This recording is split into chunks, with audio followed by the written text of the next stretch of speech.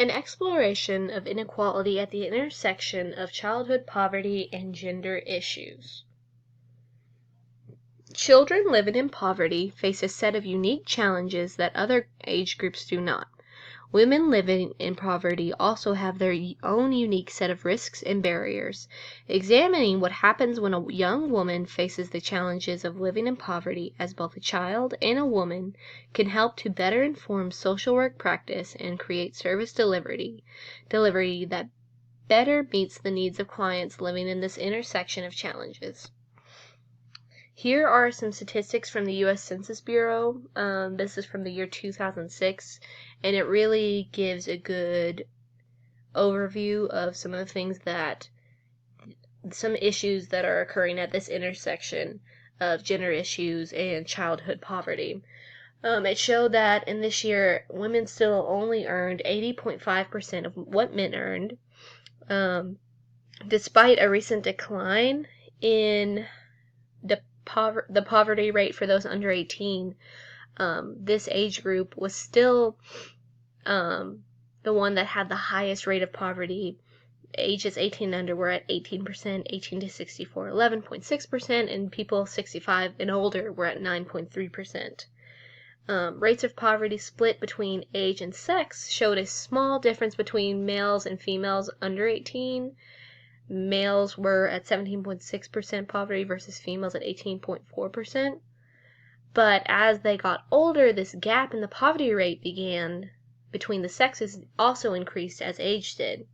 So those 18 to 64, males were at 9.7%, females 13.4%, and then those over 65, males 7.6%, and females 10.6%. The intersectionality at work here puts young girls at a high risk of being affected by poverty throughout their life. And it begs the question, are women more likely than men to fall into poverty at adulthood, or are men more able to escape poverty as they enter adulthood? Much of this presentation will be exploring the intersection of child poverty and the feminization of poverty and how that affects the lives of young women and their interactions with the social work profession. Here we're talking about childhood poverty's long-lasting effects. Children who experience poverty earlier in life seem to be affected by it more later in life. This study done over the lives of a group of kids born between 1968 and 1975 followed them throughout their lives to see the effects of the poverty early in childhood. When they had reached adulthood, the kids experiencing poverty early in childhood had on average completed 2 years less of schooling, earned half as much money yearly, worked 451 hours less each year, and received $826 more in food stamps than the studied children that had grown up in more affluent circumstances. In addition, females who had experienced poverty were 5 times more likely to become pregnant outside of marriage before turning 21. Children that experience poverty early in life seem to experience the most negative effects later. They fail to learn the positive cognitive, social, emotional, and health skill bedrock that usually allows people to further learn positive skills. This failure in setting a positive precedent for learning could come from a strained relationship with a parent who is dealing with the stress of poverty, and from a lack of resources such as educational childcare, safe neighborhood environments, and an enriching learning environment. When you look at the historical feminization of poverty, it can explain the present state of things a little better. It's important to look to the past. S.M. Spencer Wood states that impoverishment is a deeply gendered process that has become ingrained into our society without us even noticing throughout history. Women in the past were seen as property. The husband was the moneymaker. If the wife had a job, her wages were low and were part-time, and it was justified by the idea that her wages were only supplemental to her husband's, and they were controlled by him anyways. She didn't have control over her wages, so it didn't matter that she made less. Respectable jobs for women were considered were extensions of their domestic duties. That would be laundry, housing tenants. If a woman were to work in a factory, she would have been looked down on as disrespectful or disrespectful by society. The current wage gap, which is 77 cents to the man's dollar, the domination of men in certain careers can be tied to these historical systems that have persisted. This is revealing how the past has created a system of oppression for today, and it adds to the rationale for why this issue should be addressed. We as a society no longer think it's okay to own a human being, so why are we allowing systems put into place by this process persist?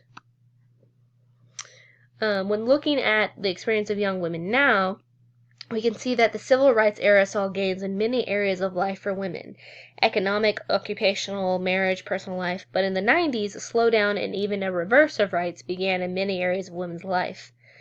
Women without college degrees seem to be the hardest hit economically. A few examples: Gen X had 1 in 4 women working in STEM, whereas millennials only have 1 in 5. The unemployment rate for young women rose within the millennial generation. And then some other things you can see are that women with associate degrees are earning $32,000, which only falls between the man who earns the high school diploma is earning more than the woman with the associates. And then the man with some high school but no diploma is only earning a little less than the woman with the associate's degree. Jaros and Mather believe this gap in pay may reflect a trend of a woman working lower paying jobs such as retail more than occupations like those within STEM, but also this can be attributed to society seeing women as caregivers. They are seen as less productive workers and are losing job experience when they are also dealing with motherhood. The rationale for working with young women in poverty is that these women may face many oppressive factors that others do not. They face issues concerning all who deal with childhood poverty, like a strained relationship with parents and a less sturdy foundation in life, to learn later social and cognitive skills. These women also face systematic pressures concerning gender roles, what job they should be doing, how much they should be making, how being a mother conflicts with this experience. Young women living in poverty also have a unique circumstance of being more likely to become pregnant at a young age. Young women living in poverty face challenges from many different sources, and that intersection of risks and obstacles makes tailoring their experience with social work to fit them very crucial. Are young women living in poverty oppressed? We can examine oppression from the perspective of Jung's 5 faces of oppression, and whether young women growing up in poverty are an oppressed group. Here I look at the 3 of the 5 faces of oppression, and these are the ones that to me seem most applicable to the experience of young women living in poverty. First, looking at exploitation. Jung actually cites the experiences of women in explaining exploitation. Here's a quote from Jung. Gender exploitation has 2 aspects: transfer of the fruits of material labor to men, and transfer of nurturing and sexual energies to men. End quote. Historically, the work of women has tended to be caring for others or smoothing out tensions. Jobs that fall into this category are usually low paying and include things like daycare workers, social workers, or maids. These lower paying jobs are the ones that require a lot of time and energy and that make the world go a lot smoother for everyone else in it, especially those in the most need, meaning children, old people, or the poor. Combine this with the fact that women are largely still the ones caring for children, whether they are working at the same time or not, and it seems that women are being paid very little for work that keeps the world moving productively. Now, marginalization. Another quote. Marginals are people the system cannot or will not use. End quote. The people who are left out do not get to experience the benefits given by society to those who are included. Nowhere is this more true for women than in many high-paying, benefit-laden spheres of society such as government and STEM. Women are no less capable than men, and yet they make up only a percentage of the representatives in government and STEM professionals. At young ages, girls aren't encouraged to take up leadership roles or to join STEM. This leaves them out of the choices and benefits that come with being a part of those spheres of society. Women who have grown up in poverty most likely have an even more difficult time breaking into male-dominated worlds. When you go to school, a school that's so poor that STEM program only consists of basic science and algebra classes, you most likely aren't going to be encouraged to pursue those areas of interest, whether you be male or female. Cultural imperialism. Another quote.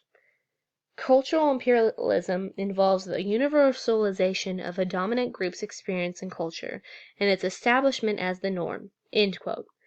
When speaking about those who are not a part of the dominant group, Young concludes that, quote, they are both marked out by stereotypes and at the same time rendered invisible. End quote.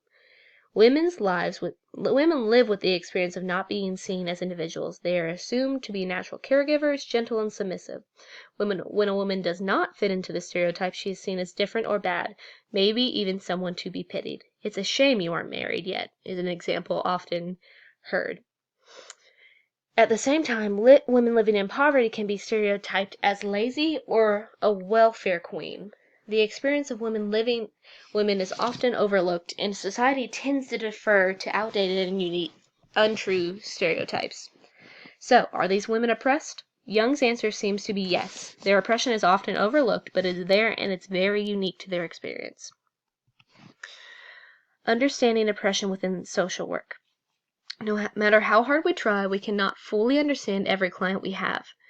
This is because we have not lived their lives and do not know the pressures they have experienced and that have got them to where they are, nor can we fully understand how these experiences have affected them.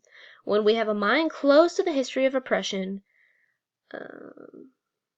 others have experienced, then we cannot really address their issues because we do not know where the root of the problem lies. When we try to help someone without fully understanding their issues and history, then we are only putting a band-aid on a problem that has deep roots. This lack of knowledge can be remedied when we as social work practitioners commit to seeing the client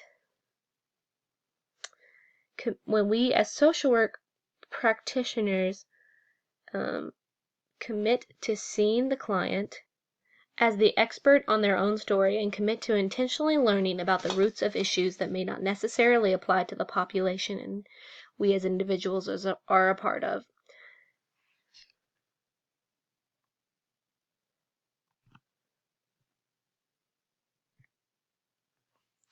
Current practice within social work and global human rights conversations. The current conversation within the global conversation, the current issues within the global conversation on gender equity centers on policies and strategies, implementing individual empowerment versus structural change. The UN seems to favor individual empowerment practices such as microfinancing. This has been proven to be ineffective in creating widespread change in issues like female poverty. When women aren't in control of their own finances because of cultural tradition, then providing small loans to local women does not do much good in the long run. Empowering a woman does not do much good when the system she is in barricades her within a position of submission and doesn't provide a path to advocating for oneself. This idea of individuality being the global focus continues when examining suggestions made by the Sustainable Development Solutions Network on moving beyond current practices on achieving equality for all. This group states that current international efforts to secure human rights only focuses on legal and political rights. The focus on securing legal rights for individuals conveys the idea that citizens will be able to confront any injustice done them through the legal system. This fails to recognize individuals who are unable to utilize this legal process because of social exclusion. That meaning women and children. The current global emphasis on securing human rights has opened the door to conversations about the need to include strategies for securing economic, social, and cultural rights for all. This conversation centers on a holistic approach to improve the situation for vulnerable groups like young women experiencing poverty. When it comes to gender equity, social workers don't seem to be included in the global conversation as a participant or a tool to be used. This is unfortunate and needs to change considering the many contributions the social profession can make in achieving equity and economic security for its clients.